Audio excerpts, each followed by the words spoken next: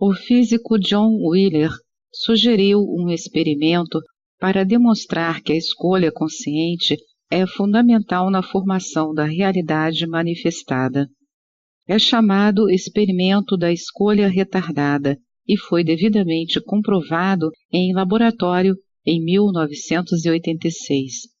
No experimento da escolha retardada, dividimos um feixe de luz em dois, um feixe refletido e um transmitido, de igual intensidade, usando um espelho semi-revestido. Vamos chamá-lo de M1. O espelho semi-revestido, também conhecido como divisor de feixe, reflete 50% da luz e permite a passagem de 50% da luz. Depois, os dois feixes de luz são reunidos novamente em um ponto de cruzamento P, utilizando-se dois espelhos comuns. Se colocarmos detectores além do ponto de cruzamento, cada detector irá detectar um fóton, um quanto de luz, em 50% do tempo.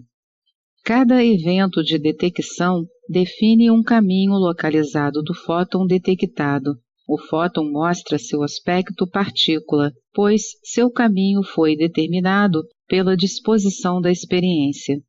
Mas suponha que possamos colocar um segundo espelho semi-revestido, M2, na posição P, no canto inferior direito. O que irá acontecer? Dividindo cada um dos dois feixes novamente em um feixe refletido e outro transmitido de igual intensidade, o segundo espelho, o M2 semi-revestido, força não um, mas dois feixes a operar em cada lado de P. Agora, dois feixes operam juntos e interferem um com o outro, como ondas. Assim, você tem a oportunidade de comprovar a natureza ondulatória dos fótons. Sem dúvida, podemos dispor os detectores de maneira que as duas ondas interfiram construtivamente no ponto detector de um lado, o lado A. Nesse ponto, certamente, o detector será ativado. Mas no outro ponto de detecção, do outro lado de P, as duas ondas acabam se destruindo, pois saem juntas de fase, lado B. Aqui o detector não recebe nada e nunca é ativado. Como é possível? Para compreender o experimento, devemos nos garantir de que os fótons não estão mais percorrendo caminhos localizados como antes. Agora estão percorrendo os dois caminhos até serem detectados em possibilidade, como ondas de possibilidade.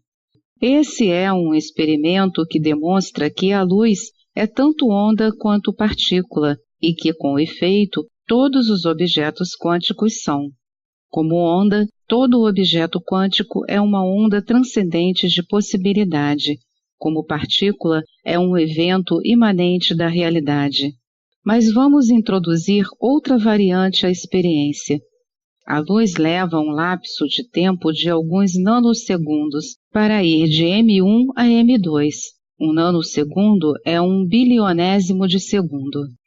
Suponha que iremos inserir o segundo espelho semi-revestido em P dentro do lapso de tempo indicado anteriormente, após a luz já se ter dividido no primeiro espelho. O que irá acontecer? Se você pensa que os fótons já terão começado a percorrer o caminho designado e que irão continuar exibindo sua natureza de partícula, pense mais uma vez. Os fótons respondem até mesmo à nossa escolha, abre aspas, retardada, fecha aspas, de inserir um segundo espelho semi-revestido em P e se comportam como ondas, viajando pelos dois caminhos. No entanto, e se estivéssemos no meio do experimento de detecção de onda e os dois espelhos M1 e M2 já estivessem em suas posições e fizéssemos a escolha retardada de remover o espelho em P no último nanosegundo, o que aconteceria? Mais uma vez, os fótons responderiam até a nossa escolha retardada e percorreriam um dos dois caminhos. Peço desculpas, mas aqui não há paradoxo algum. Você precisa educar sua mente para que ela registre que a luz é uma onda de possibilidade até ser observada. O caminho do objeto permanece uma possibilidade até nossa observação manifestá-lo retroativamente.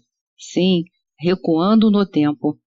Talvez você já tenha executado a história dos 3 juízes de beisebol que estão comparando o modo como conduzem o jogo, com a intenção de provar sua capacidade. O primeiro juiz diz: decido o lance tal como foi, como diria um cientista newtoniano. O segundo é um pouco menos egoísta, talvez holista. Decido o lance tal como o vi, diz ele. Mas o terceiro é um juiz quântico de carteirinha. Ele diz: não houve lance enquanto eu não disser que houve um lance. O mesmo acontece com o universo. Não há nada, não há universo manifestado, apenas possibilidades, até causarmos o colapso, até um ser senciente aparecer como possibilidade em uma de suas possíveis ramificações e observar segundo uma hierarquia entrelaçada. Aí sim há o universo manifestado. O experimento da escolha retardada no mundo macro. Muitos cientistas ficam extremamente impressionados com o experimento da escolha retardada, e isso ajudou a mudar sua atitude para com o efeito do observador e a importância do princípio antrópico. Porém, ainda há alguns teimosos que relutam em aceitar a mensagem da experiência, porque ela se aplica ao mundo micro. Abre aspas. Vamos acreditar no potencial do observador quando você demonstrar a escolha retardada no mundo macro em que vivemos, não antes disso. Fecha aspas. O experimento da escolha retardada no mundo macro foi realizado e com sucesso pelo físico e parapsicólogo Helmut Schmidt e seus colaboradores em 1993. De modo original, Schmidt esteve pesquisando durante muitos anos a psicocinese, a movimentação da matéria com a intenção consciente, com um relativo sucesso.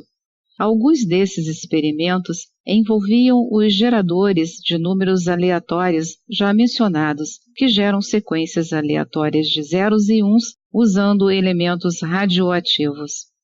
Sua experiência de 1993 é revolucionária, pois com tremenda engenhosidade, Schmidt conseguiu combinar seus experimentos de psicocinese com geradores de números aleatórios e a ideia do experimento da escolha retardada. Nesse experimento, a desintegração radioativa foi detectada por contadores eletrônicos, resultando na geração computadorizada de sequências de números aleatórios gravadas em disquetes. Tudo foi realizado longe do olhar humano, meses antes da ocasião em que os paranormais entraram em cena. O computador imprimiu os resultados e, com o máximo cuidado para que ninguém ouvisse, o impresso foi selado e enviado para um observador independente, que manteve os selos intactos. Passados alguns meses, o pesquisador independente instruiu os paranormais para que tentassem influenciar os números aleatórios gerados em uma direção específica para produzir mais uns ou mais zeros. Os paranormais começaram suas tentativas de influenciar a sequência aleatória de números na direção proposta pelo observador independente. Apenas depois disso é que o observador independente abriu o envelope selado para conferir o impresso e ver se havia um desvio na direção instruída. Foi encontrado um desvio estatisticamente significativo. De algum modo, os paranormais conseguiram influenciar até mesmo o impresso macroscópico de dados, que, segundo a sabedoria convencional, fora produzido meses antes. A conclusão é inevitável. Não, abre aspas, existe, fecha aspas, nada até um observador ver algo, e todas as coisas permanecem como possibilidades, até coisas macroscópicas, enquanto a consciência não escolher uma entre essas possibilidades e ocorrer um evento de colapso. Neste momento, tudo se manifesta, até mesmo de forma retroativa. De volta à hierarquia entrelaçada do colapso quântico. A lição do experimento da escolha retardada é profunda. O problema da mensuração da cosmologia quântica pode ser resolvido agora. Como o universo, visto como uma onda de possibilidade, pode se tornar real, pois obviamente o ambiente inóspito de um evento de criação como o Big Bang exclui todos os observadores? O universo é uma onda de possibilidade, uma superposição de universos, e permanece assim até que se desenvolva a sensibilidade humana em uma de suas possíveis ramificações. Quando o primeiro ser senciente desenvolvido é capaz de observar, o universo se manifesta retroativamente, voltando no tempo a partir do momento do colapso. Assim, é fato que estamos aqui por causa do universo e de seu propósito, mas também é fato que o universo está aqui por nossa causa. Existe uma circularidade, uma ruptura da lógica, e isso é crucial. O colapso quântico causa tanto o colapso do observado quanto do observador. Em especial, este co-surgimento dependente decorre da circularidade da cadeia lógica que veremos a seguir. Há ainda uma questão importante. O que constitui um observador? Estamos acostumados a pensar em nós, seres humanos, como observadores. Será que o universo de possibilidade espera no limbo enquanto o observador humano não entra em cena? Isto confirmaria a ideia bíblica de que Deus criou o universo imanente há aproximadamente 6.000 anos. Contudo, isso entra em conflito com as evidências fósseis. Mas será que os fósseis não teriam sido criados retroativamente desde o tempo do colapso há 6.000 anos, quando Adão, em sua consciência Deus, olhou pela primeira vez?